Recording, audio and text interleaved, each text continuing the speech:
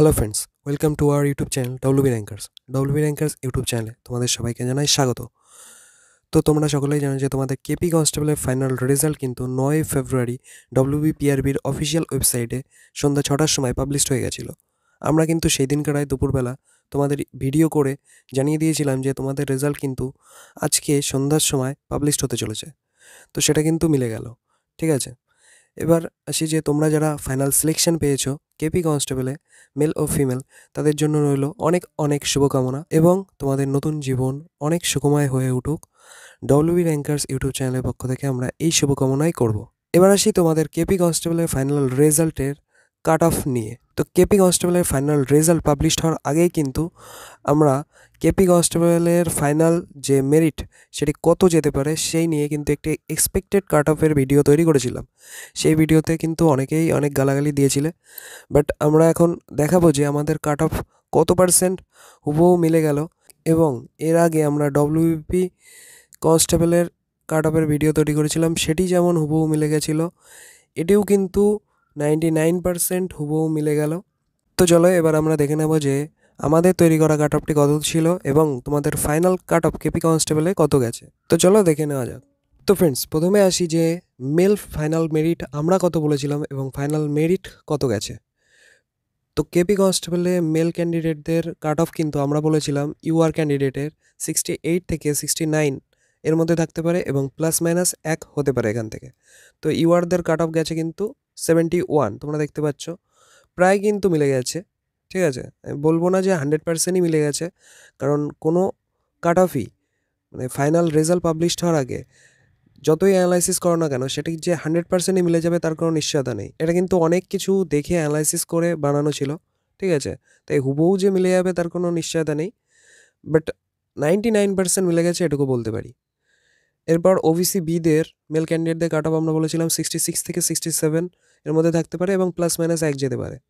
তো সেখানে OBC বিদের cut off কত গেছে তোমরা দেখে নাও, 68.83, ঠিক আছে। তো প্রায় কিন্তু 99% মিলে গেল।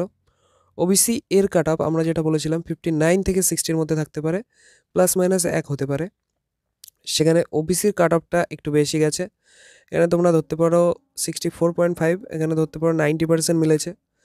এসসির কাট অফ যেটা আমরা বলেছিলাম 57 থেকে 58 প্লাস মাইনাস 1, এসসিদের কাট অফ যেটা গেছে 62.67, এসসিদের কাট অফটাও একটু বেশি গেছে, ঠিক আছে। এসটির যে কাট অফটা আমরা বলেছিলাম 49 থেকে 50, এসটির কাট অফ গেছে কিন্তু 50.67। তো তোমরা দেখলে এসটির কাট অফ কিন্তু 100%ই মিলে গেছে বললে চলে, ঠিক আছে। তো ফ্রেন্ডস, এবার আমরা দেখে নেব যে ফিমেলদের ফাইনাল এক্সপেক্টেড কাট অফ আমরা কত বলেছিলাম এবং ফাইনাল কাট অফ কত গেছে, ঠিক আছে।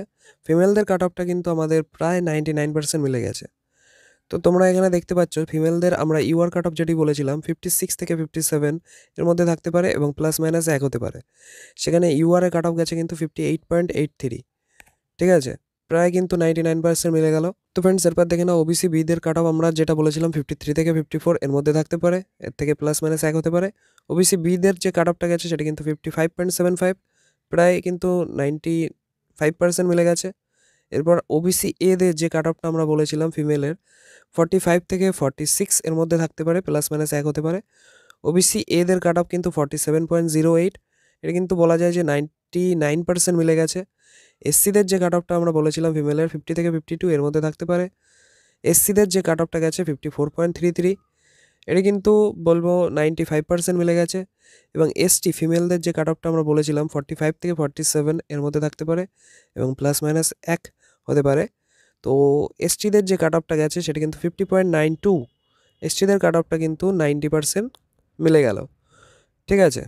দেখো, আমরা বলবো না যে আমাদের কাট অফ 100%ই মিলে গেছে, বাট তোমরা এখানে দেখতে পাচ্ছ যে 99% কিন্তু মিলে গেছে।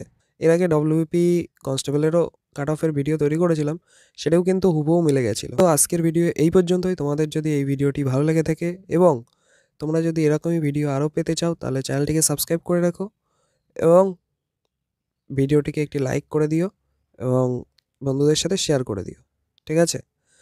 তো থ্যাংক ইউ।